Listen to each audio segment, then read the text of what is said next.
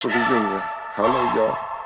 I was selling crack on a private jet up in the hell and back. But no confusion, this a reunion. Hello, y'all. Welcome back. Get murder here. He counting money. He said, "Can man, the hell with rap." I'm only here to shit on niggas and piss on bitches. Welcome, ass. I bought jewelry and bikes, nigga. Black Benzes and white Vigors. Now I'm out here and I'm looking for more chandeliers and light fixtures. Nah. I don't like niggas, what's wrong with me? I'm a hype nigga, but this 44 turn to Michael Jordan. I look and say, take flight, nigga. Welcome back to It Is What It Is. This episode is sponsored by Underdog. The app is an easy way to make some cash just by making picks on your favorite players. Underdog is available in more than 30 states, including California, Texas, and New York, just to name a few. Make sure to support the show by hitting the link in the bio and downloading the Underdog app. Use code Mase, Cam, or STAT to get up to $1,000 in bonus cash with your first deposit and a free pick. I'm Treasure Wilson, aka Stat Baby, along with your hosts Mase and Cam. Killa, what's good, What's man? good, bro? How you, man? Woo, good. That's what's up, man. Good to see you, man. Glad you can make it back. Thank you, man. It's a pleasure to be A here, lot man. going on this week, you know? Yeah, man. It's a lot going on every week, man. I'm happy to be here. Yeah. Glad to have you back in the studio. Everybody looking great. Let's start with this NBA in-season tournament. So the Cup started yesterday. For those who don't know, it's a multi-stage tournament beginning with group play, followed by single elimination knockout rounds. Just kind of reflecting on from what we've seen last season, do you guys like this concept before we specifically get into the games that we saw the other day? Me actually, when it comes to the cup that we're talking about, this NBA Cup, I like the innovation that, what's his name? Adam Silver is going with, but I definitely believe that they could get some better matchups, you know. I think sometimes they nail it, with the teams that they pick, but then the matchups could definitely be different. Like if I was looking at OKC versus the Cavs. I think this, if you're a diehard basketball fan, you want to see that. But I would like to see a lot of the rivalries, you know, and some of those rivalries that we can't see, you know, more than twice a week in the NBA. Like the Mavs and the Warriors is perfect, but you know the Cavs and OKC, I could think of another team more like not Milwaukee, but who is that? The Timberwolves versus OKC. I want to see teams play that may have knocked the team out last season, play right now while they really have that chip on their shoulder before it get too late in the season. Okay, and Cam. As far as the in-season tournament, I think it's dope. I think it's different. Just brings a little excitement. But what does it?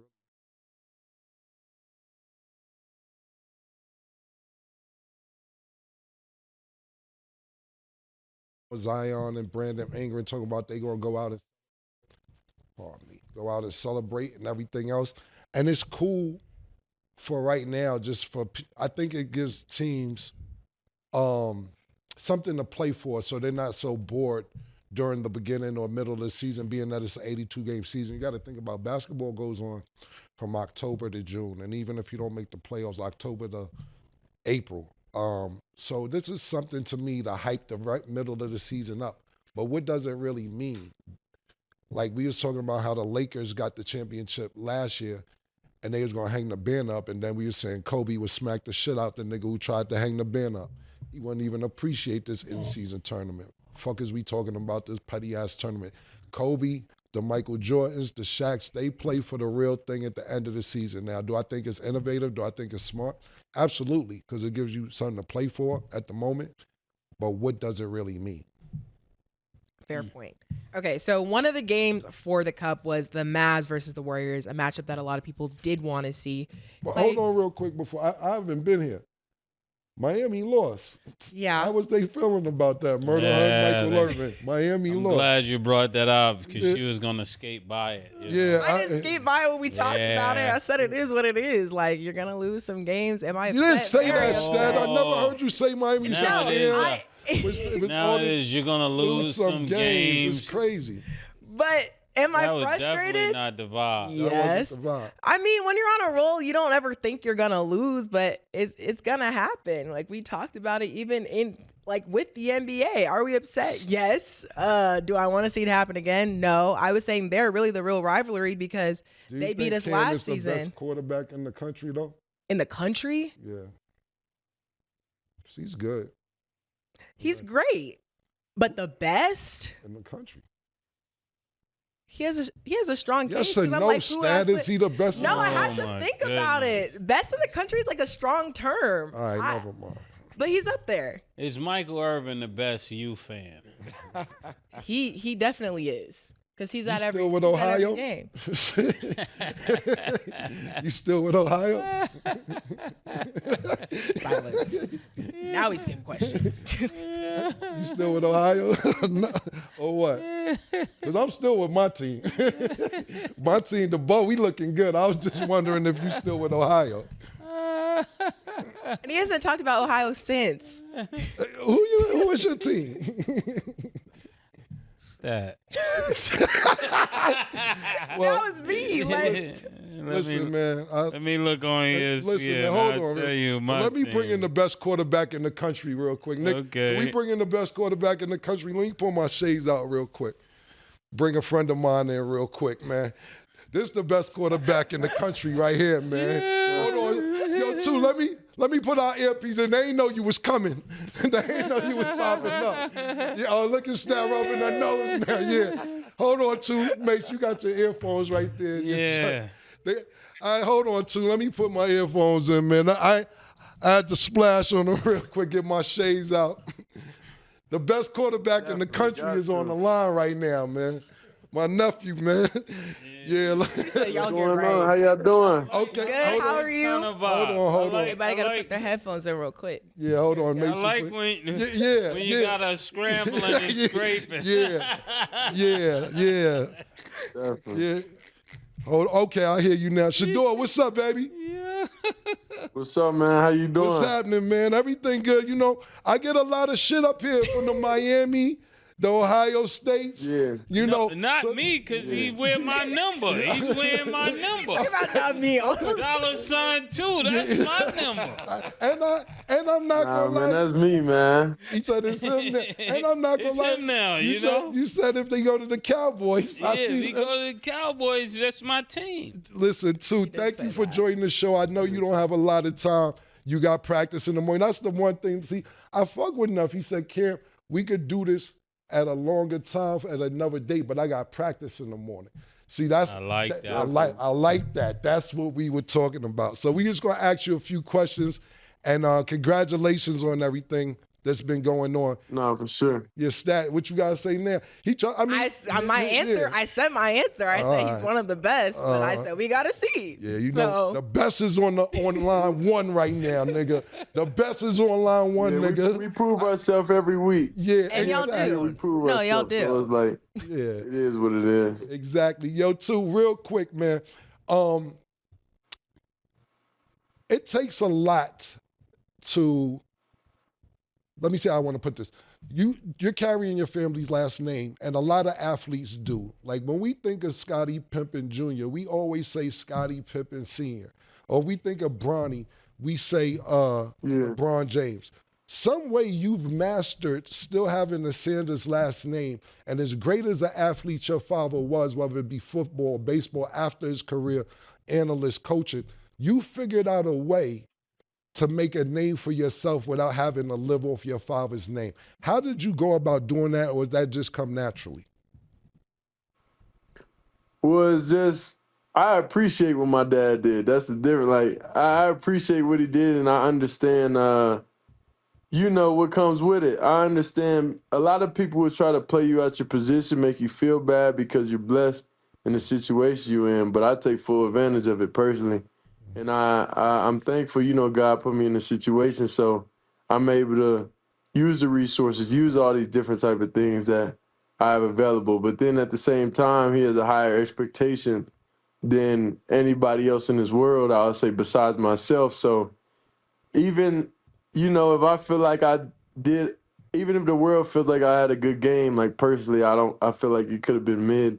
and he would feel the same way. So we all have high expectations for ourselves. So way higher than anybody else would. Right, that's what's up. Now, up here, we talk about Titletown a lot because Mase doesn't accept anything but people with championships. So you're talking to a 3-time back-to-back state championship consecutively, a 2-time SWAC champion. I want to ask you a little bit about the recruiting process because you end up going to Jackson with your father, but before you was going to Jackson, you committed, to Florida Atlantic. Why was you going to go there as opposed to other big name schools? And then what was the choice like? Pardon me. Go ahead, answer that first. I'm sorry.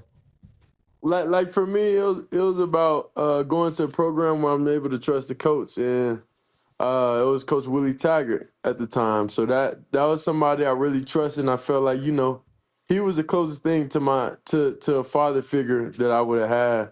Because in sports it's gonna be ups, downs, but you gotta find somebody that's gonna stick with you throughout everything. So I felt like that was the best option out of all the different coaches that I had available, which was everybody in the country. Right. And that was the next best thing for me. Right. Stat, you have anything you want to say? Because I got a bunch of questions. I'm gonna ring off.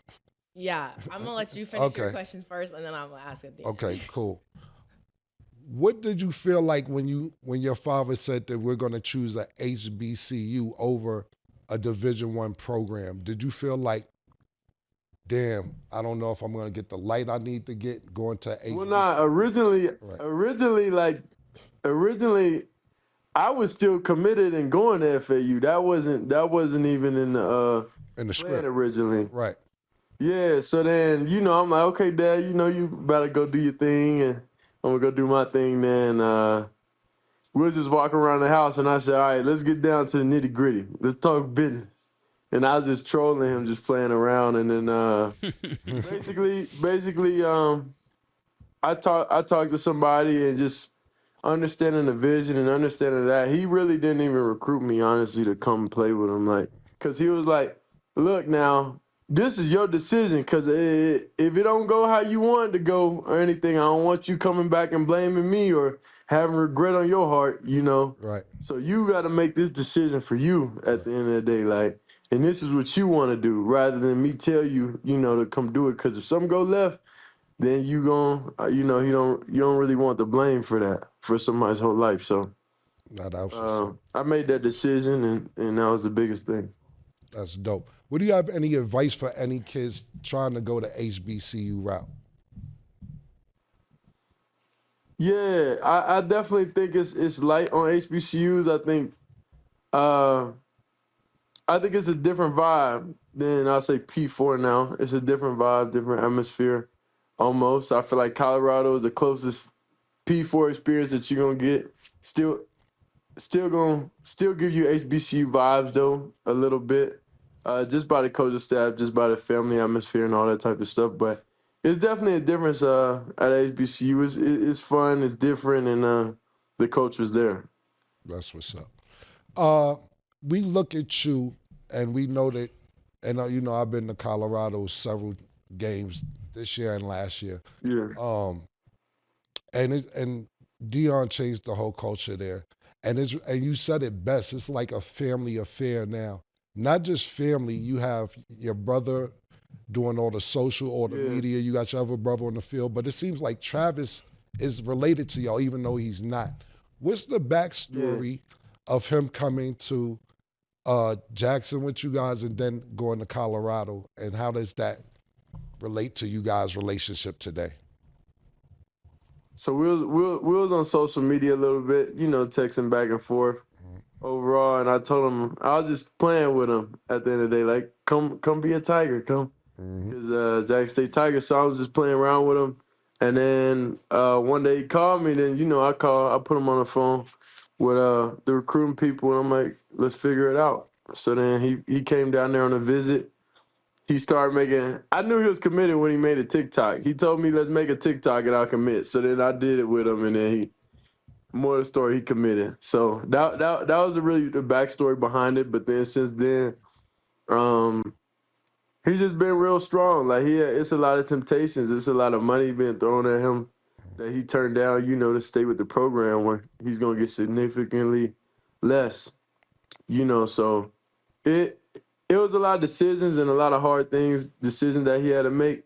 And, we respect him 10 times more because of those decisions, because he didn't have to do that. I'm going to mention 3 names real quick. What part did these guys help you in your player development? Jeff Blake, Darrell Corbett, and Tom Brady.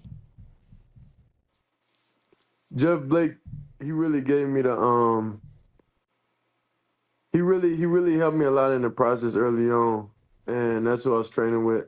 Originally, that's when I started again. That was the first time I just started training with him. Darrell, he the one that really sharpened me up. Fundamentals, everything, quick release, week in, week out, day in and out, and lets me still be me at the same time, and not really trying to change me overall, and still let me, play free and play confident.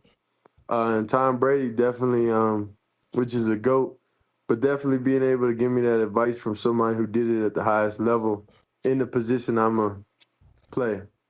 Because it's different, when Pops tell you something, because he was a DB and all that. So this is back then, this is back, I'll say when I'm in like early high school and stuff like that, when I'm like, Dad, like you play DB, you don't, I know you know what you're saying, but at the end of the day, I hit my ceiling with him at the end of the day. Right.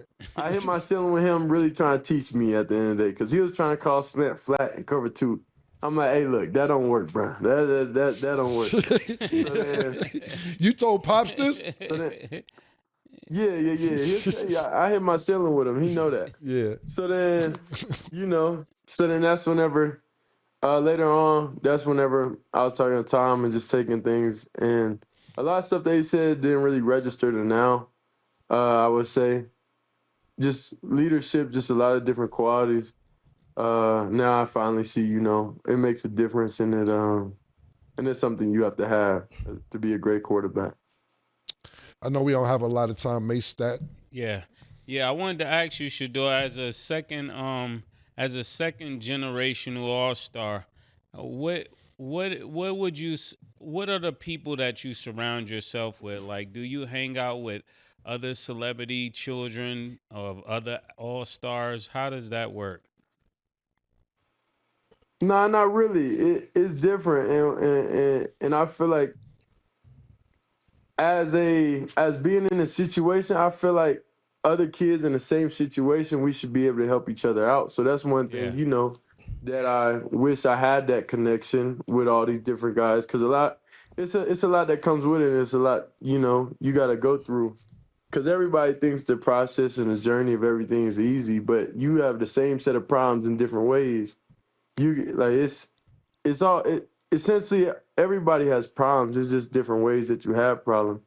It could be, you have more pressure, you have more expectation. And this other guy that don't really come from that is no expectation. So it could not even be that hard for him.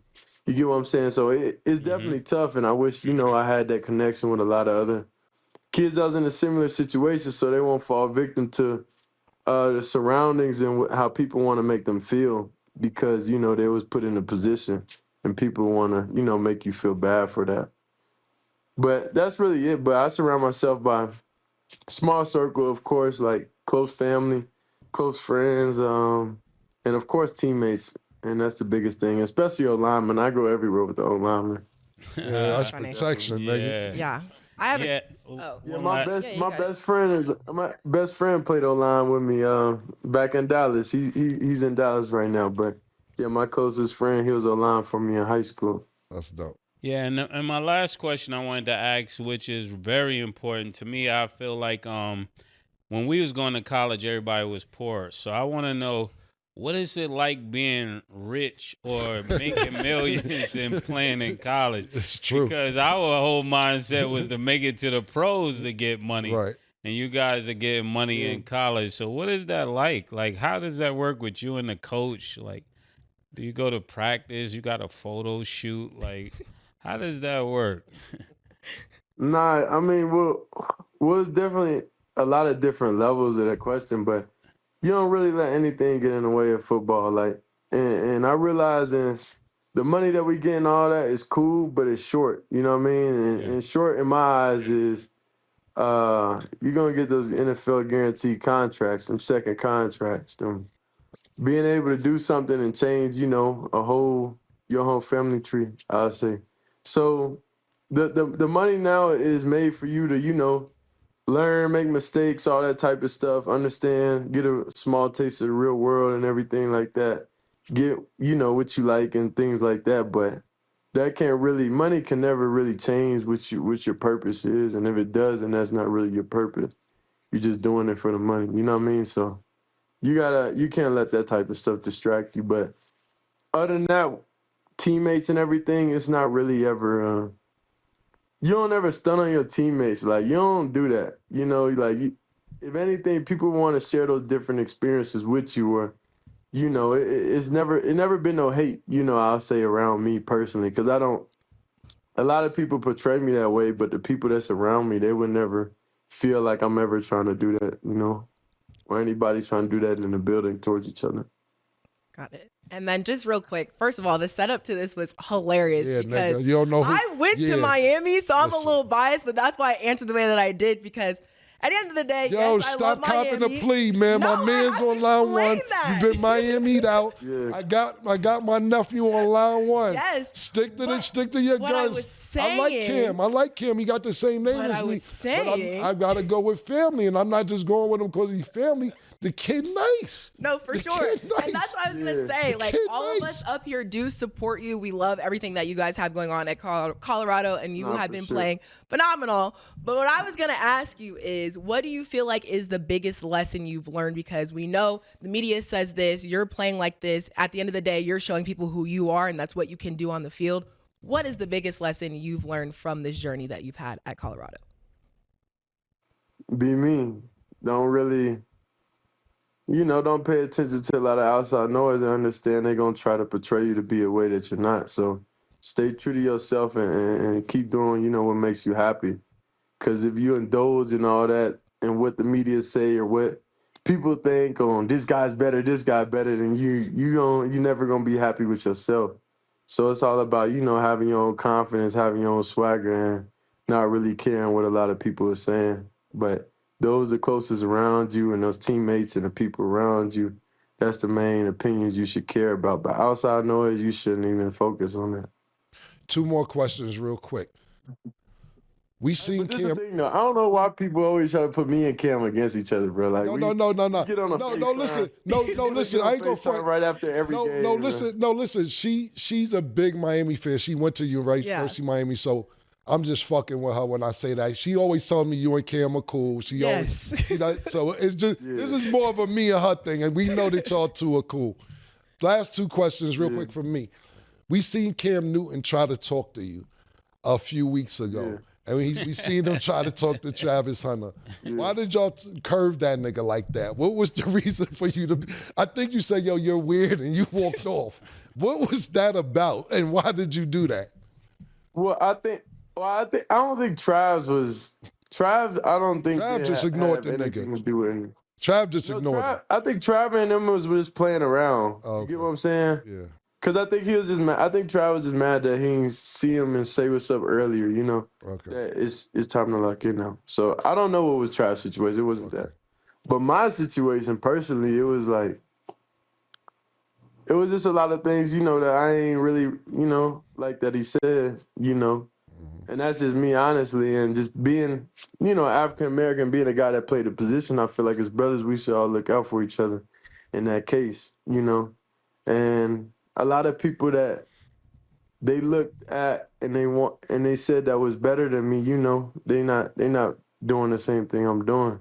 So at the end of the day, everything panned out how it's supposed to be, and I'm just thankful. I'm blessed, You know I got the right team, right everybody around me. You was raised good, nigga. You very well media trained. Because only thing you had to do is say, I kept the receipts, nigga.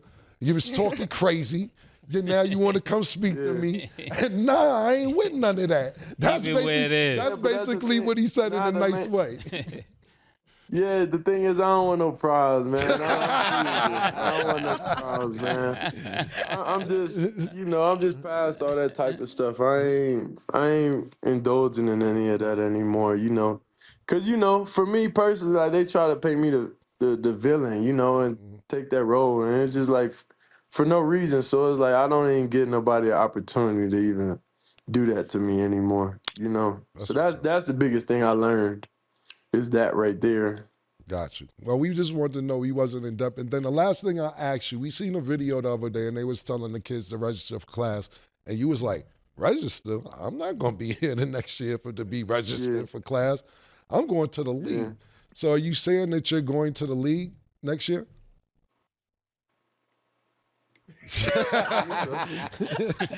Nah, but the thing was, we was just playing around. Like, we was just playing, saying all that.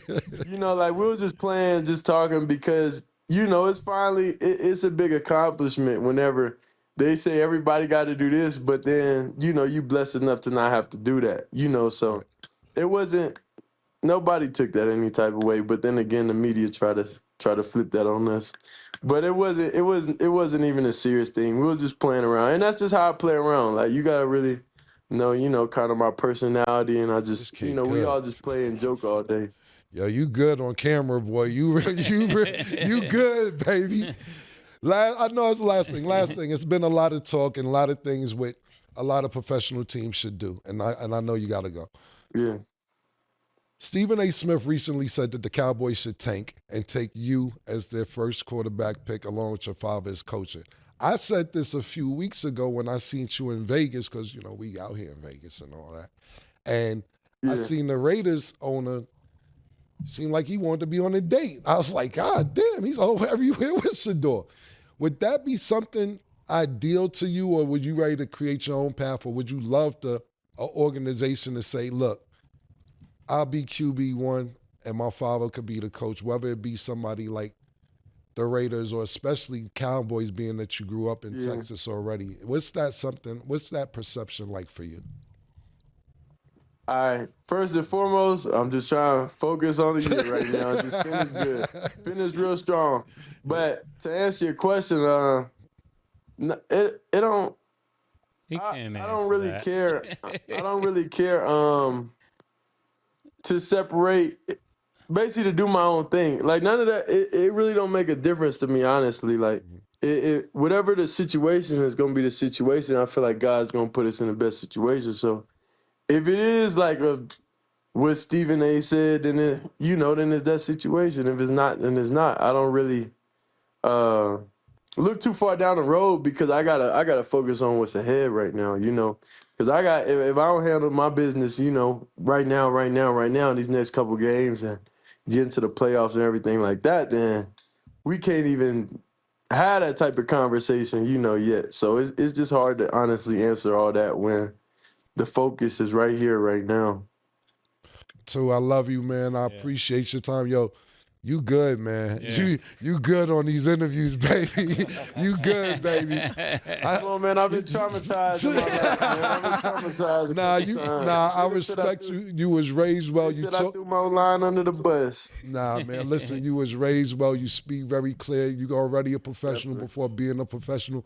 Hopefully, I'll get down there to do a more in-depth interview with you. But I'll be at the next game. Home game, maybe. I need to come on set with y'all. Come on, man. What you waiting on, man? Get on YouTube. Yeah, next time you come to Vegas, we waiting on you, man. So I'll see you next time I get to Colorado if you're not here. But we appreciate your time, man, and go kick your ass. Good. We love you, baby. Yes, sir. Appreciate it. Yeah, right. Fuck y'all talking about, nigga. Number one quarter, Alonda murder. Did a murder, Alonda. That was good. You was good, Paul. That was good. Yeah, but you from Harlem. I expect a surprise. I expect a surprise. You wouldn't be you if you didn't. Yeah. Now turn the camera on, Nick. Nah. That was great. Yeah, man. Woo. On that note, y'all, we're going to go to break. When we return, we will discuss this Mavs versus Warriors game. Don't go anywhere. One eye, one heart, one love. Excuse me? After last night's performance, we're gonna do this again? Not tonight. I don't think so. And make sure you close the door behind you. When I take the pussy up, man. When I take the pussy up, man. When I take the pussy up, man. When I take the pussy up, man. I'm Rico fucking strong. Took that horsepower and told the girl to giddy up. Baby! Fast money, Manny, fresh shit, cash money, Moscow mule. I'm back. Looking back at her, I'm a crash.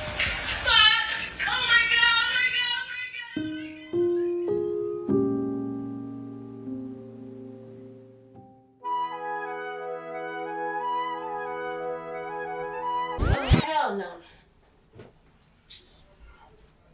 Muchacho, levántate. Toma eso, bébetelo. Right now? Well, cuña. Okay. Well, Now, right now. Right now. yeah. Girl, let me see you walk it off. Boom, let me see you walk it off.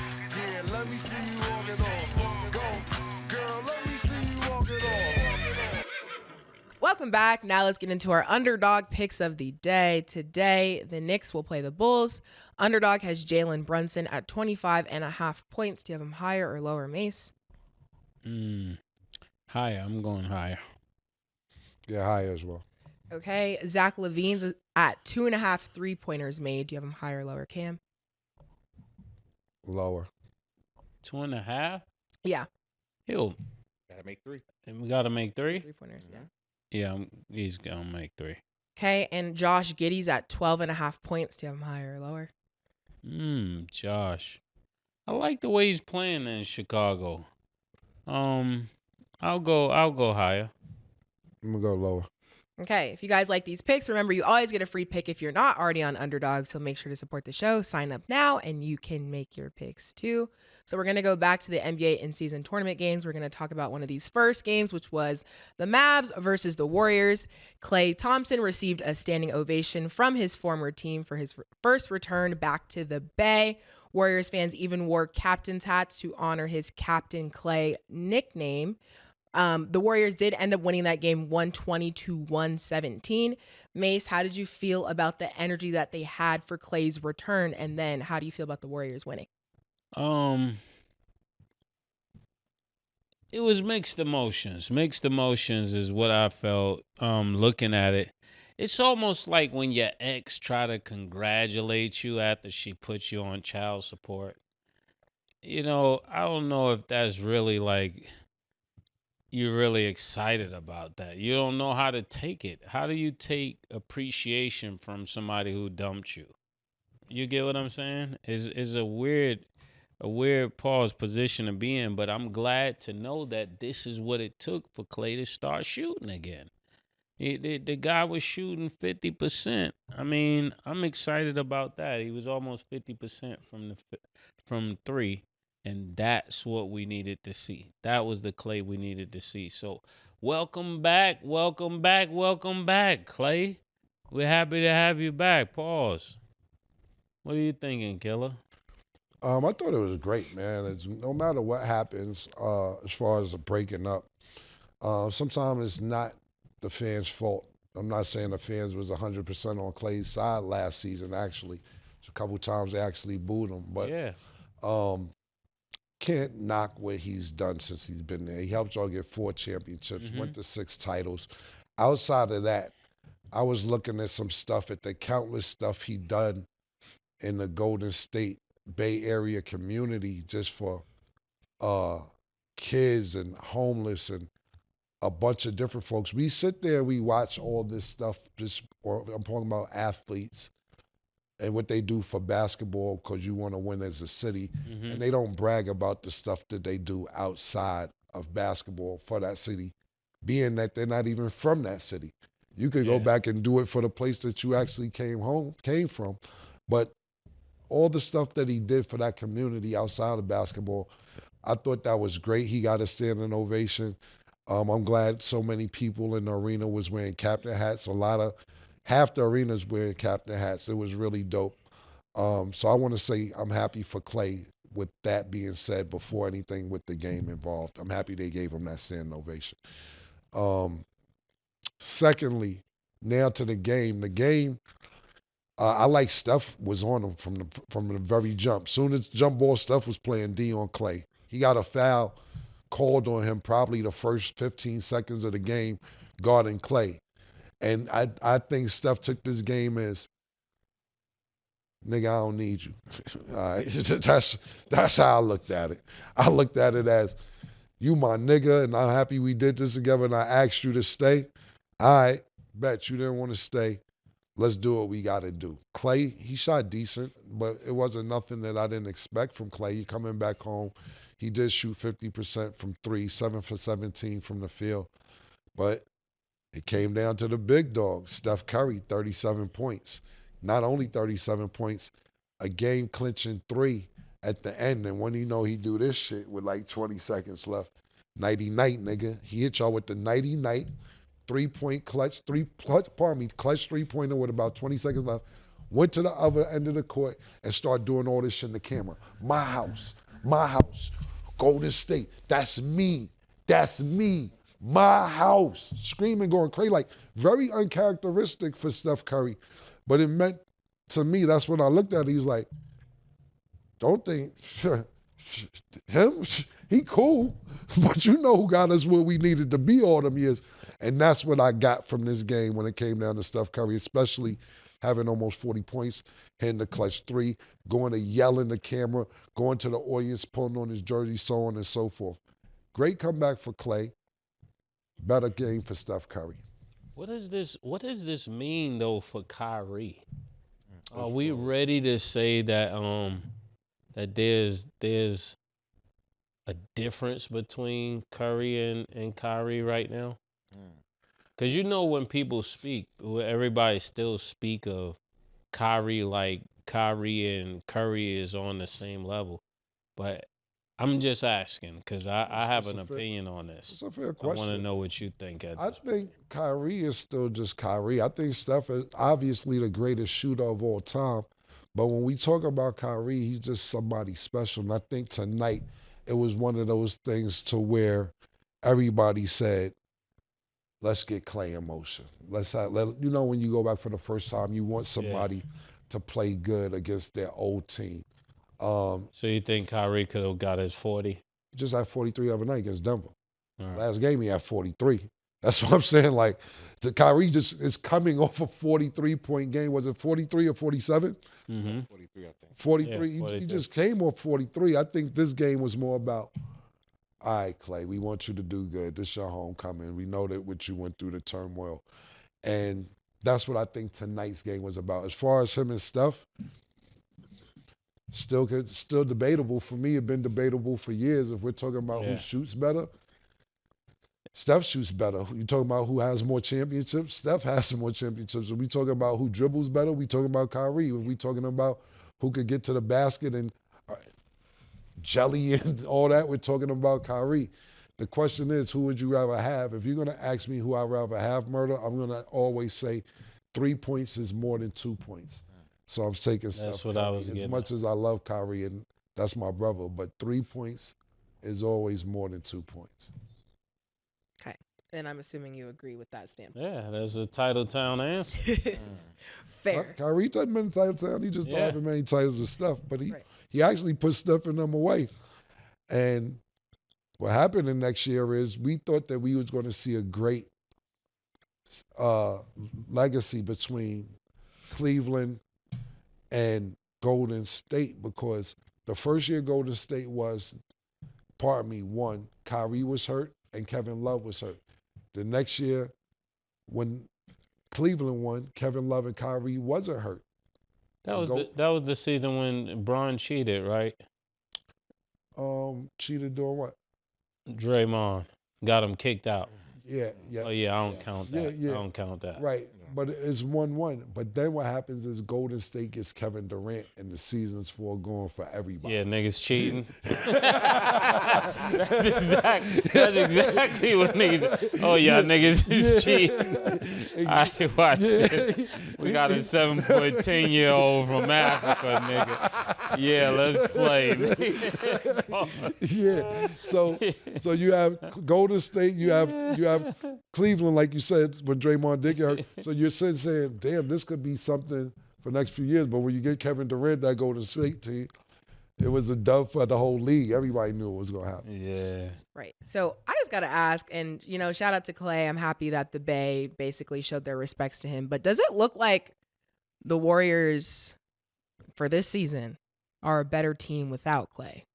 Absolutely. That's not a hard thing to think about. And it doesn't mean he's not still good. It just means that they found the fit, that can play better with this unit, which is Buddy Hield. I mean, Buddy Hield haven't been playing really well anywhere until this. It seemed like he was going to be a journeyman, and he may have finally found the place that he could play well at. And it's like Killa said before, sometime we was talking about Paul George. I think this same thing is true about Buddy Hield. Maybe he's not that starter.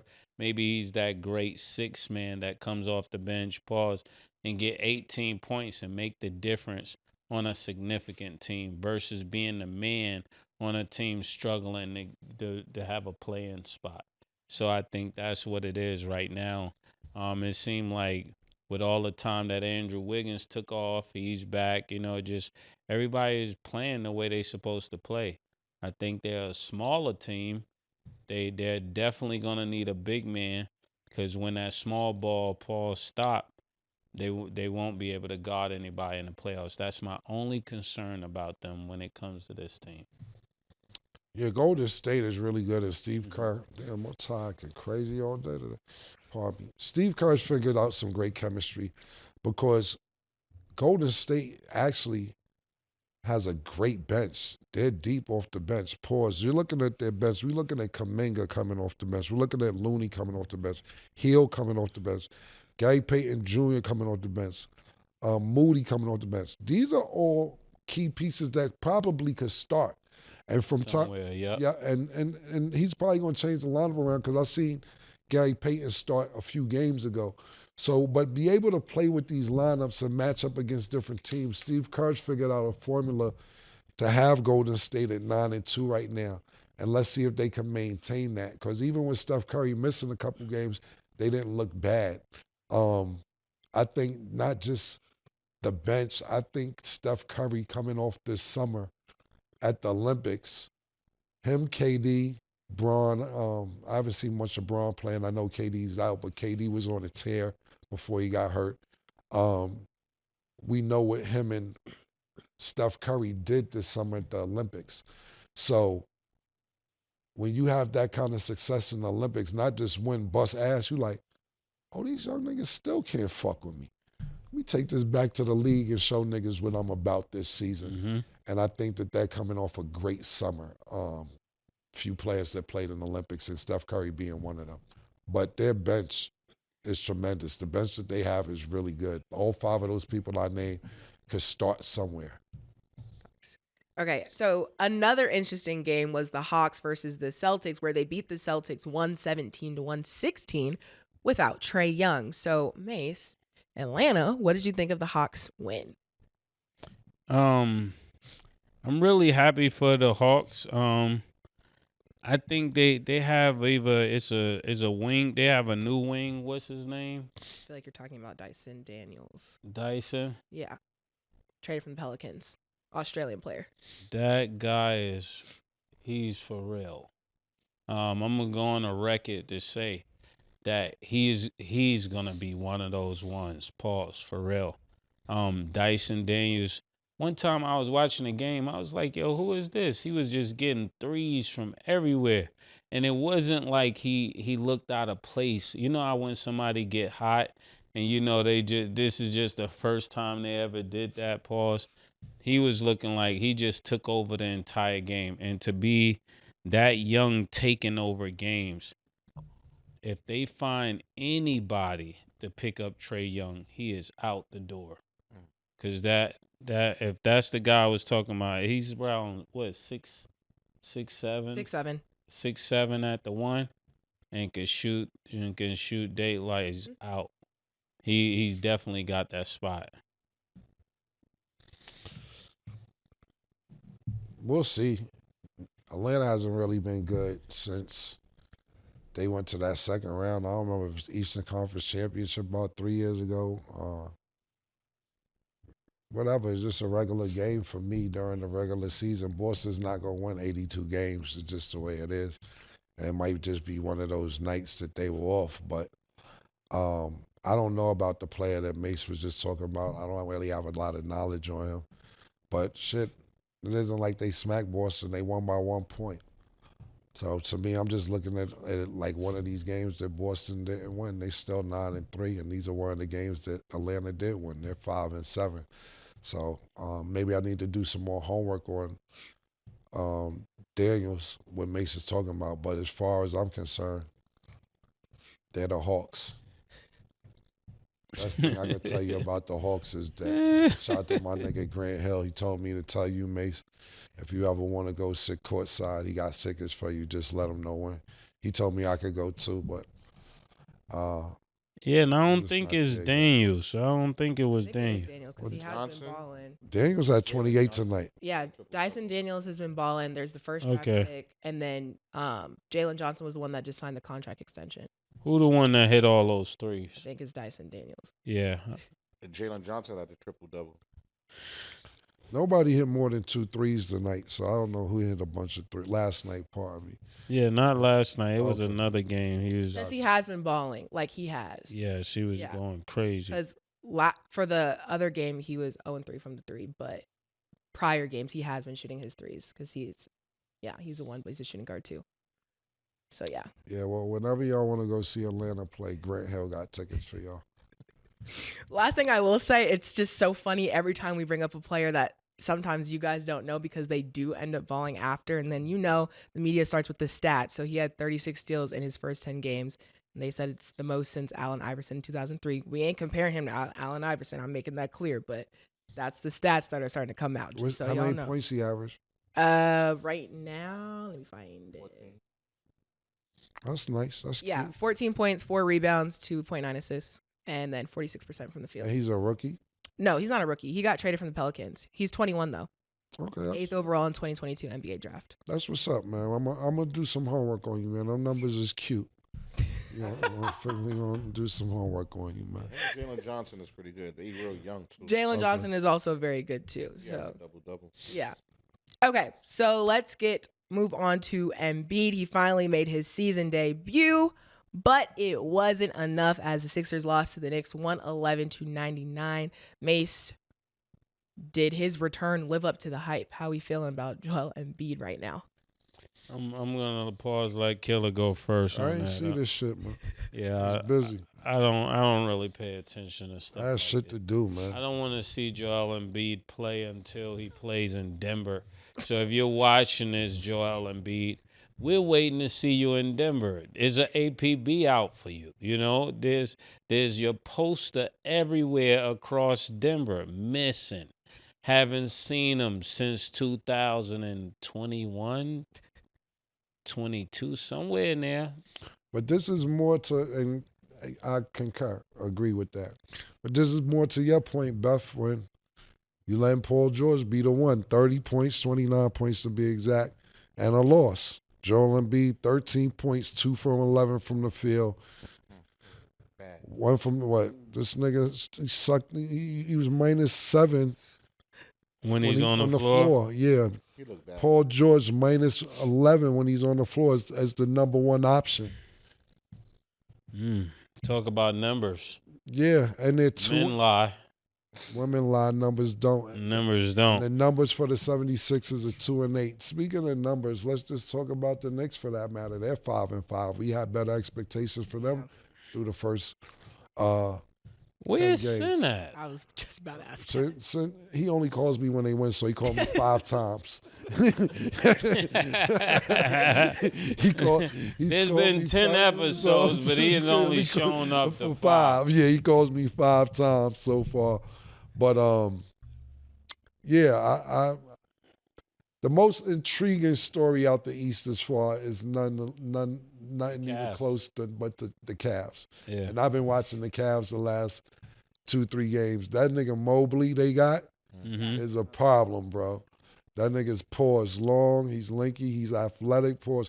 He is a matchup nightmare for a lot of teams on the East, in the NBA period. So I got my eye on the Cavs. I'm really upset that Banchero got hurt because he had just came off a 50-point game before he got hurt. The Knicks, the Sixers, and the Bucks. This is what happens when the NBA hypes niggas up to let you down. That's what happens, man. Sound about right. Yeah, well, there's plenty of time left in the season, and we'll see what happens. But right now, we're talking about East Coast or Eastern Conference creme de la creme. It's Boston and it's Cleveland. It's my favorite saying. Creme de la creme? Creme de la creme, yeah. Okay, before we get into the Bucks, because we're actually going to talk about them, there's a quote, and I want to get you guys' opinion on this, from Shaq. When talking about Embiid, he said, "I say this respectfully, Embiid will never win a championship until he gets his mind and his attitude right." I know we've talked about Embiid over a couple of episodes, but just from what you've seen from him, do you feel like that quote is correct, or you feel like, there's something left to look forward to? Mase, what do you think? I like the concept of what was stated here. I'm glad I heard that, because if I was a young player and I heard that, I feel like, these old niggas always hating on niggas, man. So I'm gonna make sure I modify the way I speak, because I just heard it when you said it about Shaq. If I was a young nigga and I heard that again, I would just, even though Shaq and all of his greatness, I'd be like, won't niggas just understand they had their time? But it's my time now. If I want to roll the dice and squander my whole time, let me squander it. But we're not supposed to let you squander it. We're supposed to actually say something about it. So I see both sides in that scenario. I think he does have to fix his attitude, because if he's thinking the way that he thinks that he could just pop in, pause, and pop out whenever he want to, that's not championship mentality. And I think that's what Shaq is speaking to. Shaq always starting beef with a big man, yo. Yeah. Shaq, my nigga. So I spoke to Shaq probably about 2 weeks ago via text. I got a call. Shout out to Shaq. Give you a call, big fella. Pause. But what I will say to Shaq is this, and it's my bro. Shaq is the best NBA rapper. Yeah. Of all time. First of all, he sold millions of records. He got awards and Grammys and shit. Shaq, it ain't like Shaq ain't selling no records neither. Shaq sell the records. He got the hardware, pause to back up to prove it. But what I will say is this to Shaq. You hold niggas at the standard that you are, and niggas is not Shaq, bro. You was some other nigga, bro. And I get it that you like, why it ain't no more of me? Like, why nigga? Shaq, it's not going to be a lot of you out there. I'm telling you, pause. I'm just saying. Because if there was, you wouldn't be you. Yeah, exactly. This is the reason why you're Shaq fool when you're with the Foosh niggas. Shaq Cactus Shaq when you're with Phoenix. All these Shaqs, because you're also marketable, but you're also really good. You got Shaq dissing Joel Embiid, and I get it. What are you doing? You're too talented. Shaq never even shot a three like that. You shoot 5-6 threes per game. You diss Joel Embiid. You diss Dwight Howard. You ain't the real Superman, Dwight Howard. Fuck, you got the Superman cape on for. I understood that one, though. I'm just saying. Walking around with your logo, you know what I'm saying? Yeah, I mean. Niggas can't play with your logo. Yeah, but is it really his logo, or is it the white Superman's logo? So you stealing them and getting mad at niggas stealing from you what you stole. Yeah, but I get it. Then you I get it. But then you sit there and diss JaVale McGee to where JaVale McGee's mother has to call you, talking about leave my son alone. He like, I'm going to leave JaVale McGee alone because his mother called me. Shaq, is not going to be a lot of Shaqs, and I understand that you had a certain mentality and you played with certain players and against certain players, and you lived in, not just lived, you played and grew up in an era that's gone, bro. Trust me, I miss it too. I miss it. But we got to accept what's going on. And We got to what's out there. accept what we got right Yeah, now. yeah. It's like, damn, man, trust me. Trust me. It's like, you know, when you sit there, I look at a lot of Now, people. it is some niggas going crazy now, but is it, you saw the commercial or the video online where they show a man walking through the door and he banged his arm on the wall, and he's from the 70s or the 80s, I ain't see that coming. and they make the knife sound. And then he walked through from the 80s, and the door hit him, and he smacked the door as he walking by. Then he walked through as the 90s, hit the door. He like, then he walked through in 2000 and hit the door and go, ooh. And then he walked through in the 2010s and he fall out. Oh. I say, yeah. That's a good commercial. What commercial? What is that for? It's on YouTube. But like, It's just showing you how a different generation. it's a commercial or just a skit? It's a TikTok. Okay, yeah, got it. I gotta send it to Yeah, you. but Nigga that. walked through. Listen, you know what's crazy? I was telling a friend of mine, this female, and I was like, yo, you know how you get on the elevator and you put your leg in, pause, or Stat probably doesn't even know. She knows what. And the sensor, Stop the elevator. you just had to make it because the elevator would crush you. Now they like Now you can just go like this and the elevator open up. Imagine trying to squeeze in, pause, and get caught and crushed by the elevator door. That's actually a big generation difference too, because even at like the Atlanta airport, that thing will still keep closing. I will Yeah. never put my hand in the middle, and I see people do it all the time. I was What you caught talking in the about, the middle of train? the elevator. Yes. I'm talking about the elevator. the yeah, train elevator. too. Yeah, but I that's was how, caught like, in the door of the train, and then I just wait for it to open back up. I don't think Other like people that. like, yo, you okay? Yes. You okay? Like, don't do that. That's our just brains put- think different. Yeah, you just put your leg in there, pause. My and- bag is in the Yeah. door. I gotta get Yeah, in you there. gotta let me in. That's crazy. Yeah, and then but- to force it open, I could never. Yeah, you got to. You gotta be like, listen. We used to ride in between cars for fun on the train, just in the middle of the cars. Yeah. man. I seen some new niggas riding on trains surfing now. That's the new shit. Nah, they wild like that. Yeah, you seen that? Yeah. Yeah, they train. Furthest I went I was ain't the behind back that. of the train. You gotta catch it while it's running. That's surfing. Yeah, And now niggas on the top. It Yeah, falls, it's crazy. or you used to jump on tracks and go the other side. Yeah. Shit like they go over the third rail. Used to do that. Yeah, anyway, man. Yeah, Shaq. These niggas ain't jumping on the tracks. Niggas ain't doing Yeah, that's crazy. Yeah. You, Kenny, Yeah. Barkley, Look, with that- the last. Yeah, that's what I was gonna say. Like when I look at them, that's why you gotta look at pay attention to certain shit. Cause I look at a lot of comments on our show, on whether it be YouTube or just keeping up with our audience. And shout out to all the audience. I think we over 750 subscribers now. Thank you for subscribing and tuning in every day. We really, really appreciate it. And I've seen people put up like, yo, you should just really never mess with Cam or Mase because they actually made rap songs dissing each other and they sit up there and laugh about it. And they sit up there and joke about it and have fun.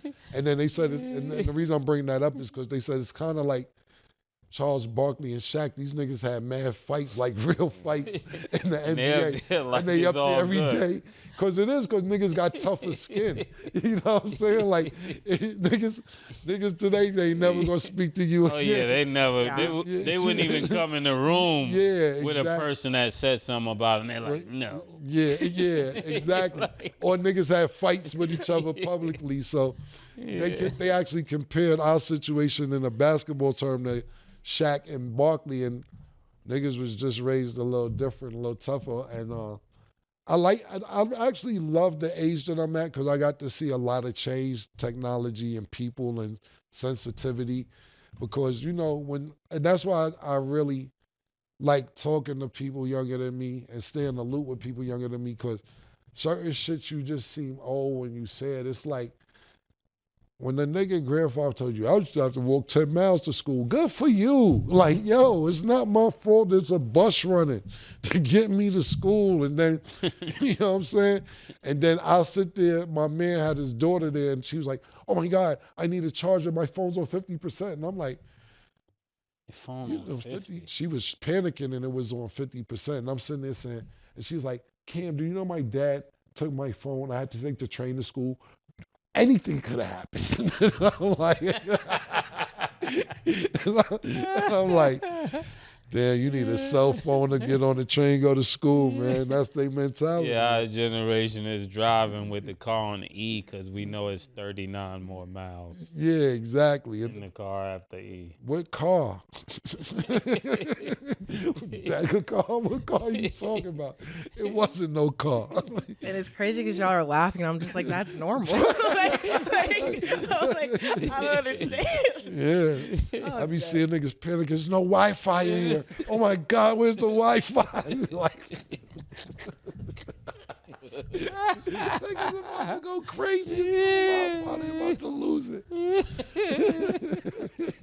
Interesting conversations, but love to have them. With that being You panic said, when there's no Wi-Fi?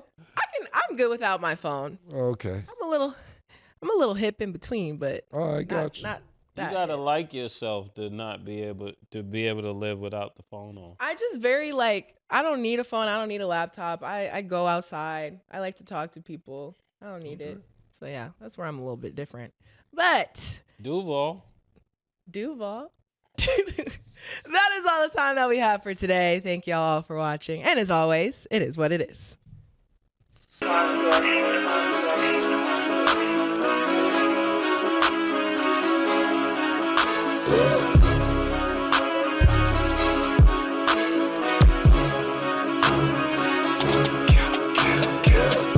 What you want, nigga? Everything, nigga, super size. Two big necks, like when they doing them 2 for $5.